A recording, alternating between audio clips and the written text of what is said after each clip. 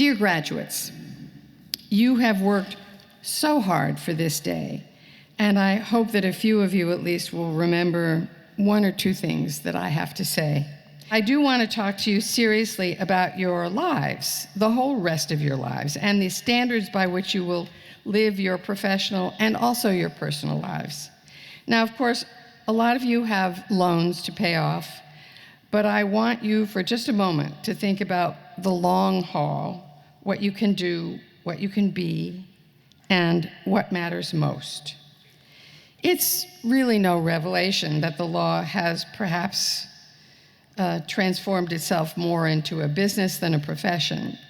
And so when you're looking for models, may I suggest that you look at some of the legal lions of a bygone era. Men like Joseph Welch, the famous Boston lawyer who took on Joseph McCarthy in the Army McCarthy hearings. Or Lewis Powell, who long before he became a Supreme Court justice, did something you would hardly have expected from a lawyer who represented mainly Fortune 500 companies. That is, as president of the American Bar Association, he greased the skids for the first government-funded federal legal services program for the poor. I hope for you that you all will find legal principles that you care enough about to take risks for. In 2013, former Bush administration Solicitor General Paul Clement, then at King & Spalding, was representing the House Republican leadership in a case that challenged the Defense of Marriage Act, and he was defending the Defense of Marriage Act. Clement's firm, faced with threats of losing its business from a number of its clients, and faced with threats to its recruiting, had second thoughts and withdrew from the case. Clement, however, did not. Instead, he left the firm and his $5 million a year job to join a small boutique firm where he continued to represent the House Republicans in the case and to lose. In his resignation letter, he said, "I take this step not because of strongly held views about this statute. Instead, I resign out of the firmly held belief that a lawyer should not abandon the client because the client's legal position is extremely unpopular in certain quarters." One of his defenders back then was former Democratic Solicitor General Neil Katyal, who, like Clement, had been targeted by some for his representing a client when he was a private lawyer and a professor. Prior to joining the Obama administration, the client was Salim Hamdan, Osama bin Laden's driver. Katyal won a major victory for Hamdan when the Supreme Court ruled that detainees at Guantanamo Bay have certain basic legal rights that neither the president nor the Congress can take away. Indeed, once that case was resolved at the Supreme Court level, and Hamdan was accorded those rights, a jury of military officers sentenced him to a term of months instead of the 30 years that the Bush administration sought.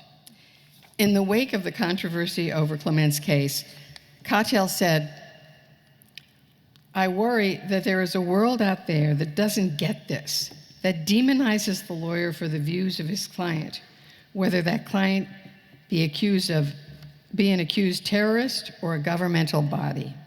That," he continued, "is a deep mistake.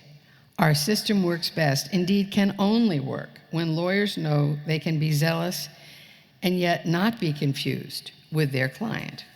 We are not heroes," he said. "All we are, all we ever have been, is lawyers serving our profession's calling, trying to advance the truth through the adversarial process. And until someone invents a better process," said Katyal, "he was proud to be part of it, whatever side he happened to be on any given day."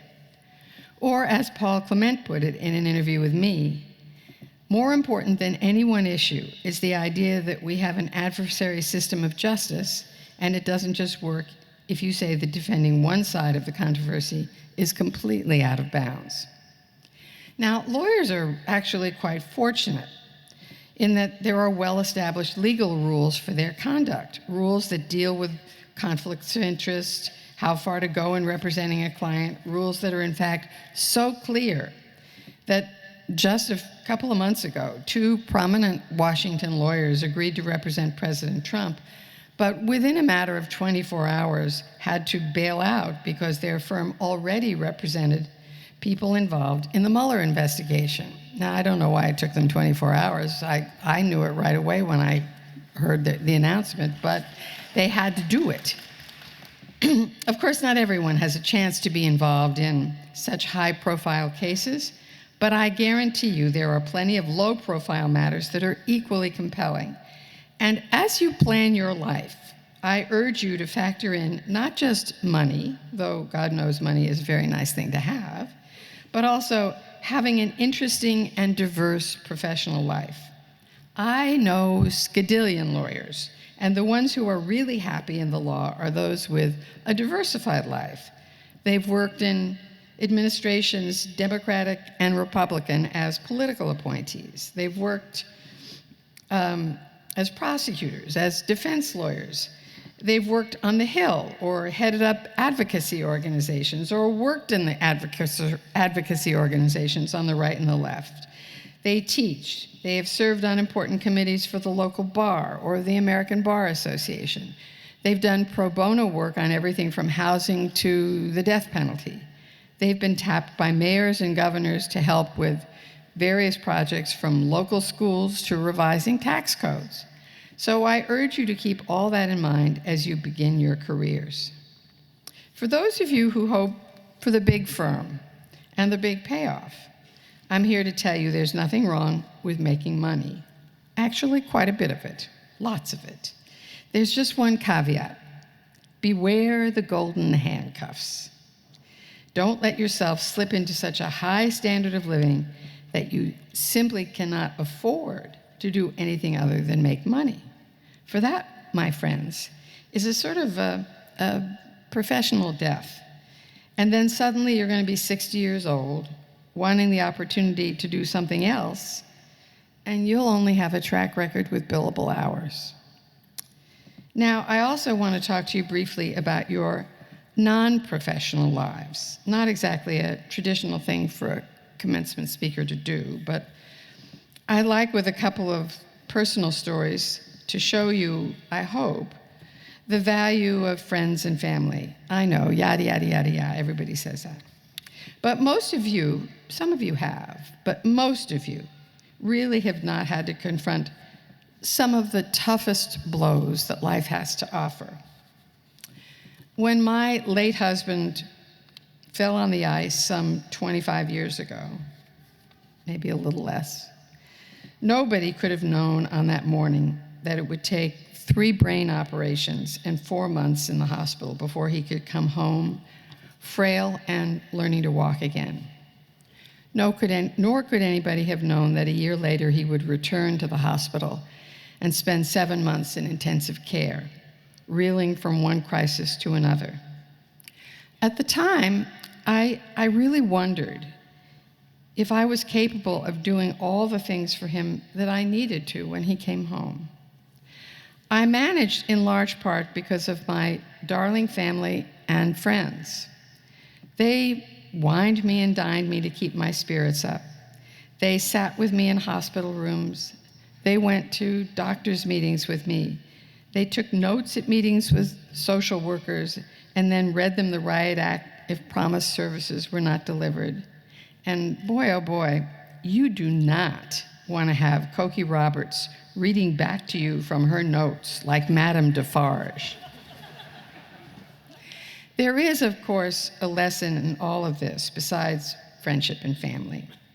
It is a lesson that involves a rather old-fashioned word, duty. When you come to a crisis in life, I think you will find that doing your duty will serve you rather well, whether it is your crisis or someone else's. The path is clear, the choice is few, and there are no regrets afterwards. Indeed, there are rewards. You are a better person, for want of a better expression, a deeper person, and able to accept life's blessings. Not long after my husband Floyd died in 1998, I met a wonderful man whose wife had also died after a long illness. We fell blessedly in love, and our friends and family, I think, rejoiced at our wedding every bit as much as we did, in part because they had shared our grief and loss. This provides a segue for me to return to the subject of a professional life. My late husband, Floyd, was a lawyer who changed careers at least 3 times. He enjoyed them all. He was not rich, but he was definitely comfortable.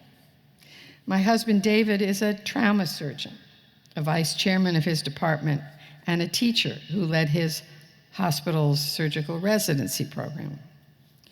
One of the many things I admire about him is that he's always willing to look at what he does with a fresh eye, to think about new training for himself, or about doing something different, and to change the emphasis of what he's doing. He no longer operates, instead focusing on teaching nonprofit medical work, like helping to set up a new trauma center in India. He has a sense of both obligation and proportion. When he was still operating, he would work 34 hours straight to save someone's life, sleep for an hour, and be back at it. But when he saw a chance to leave early on a slow day, he was gone. We both know that however much we love our jobs, and we do, and however hard we work, and we do, that life is ephemeral, and that in the end, there are times to say, I'm going home. I'm not going to lecture you anymore about what you ought to do with that law degree that you're earning today. Just remember, as you enter the life of the law, that it is not just the firm or the client or the company waiting for you. Also standing there, awaiting your arrival, is that blind old lady justice, and she expects you to spend some time with her too. Thank you very much.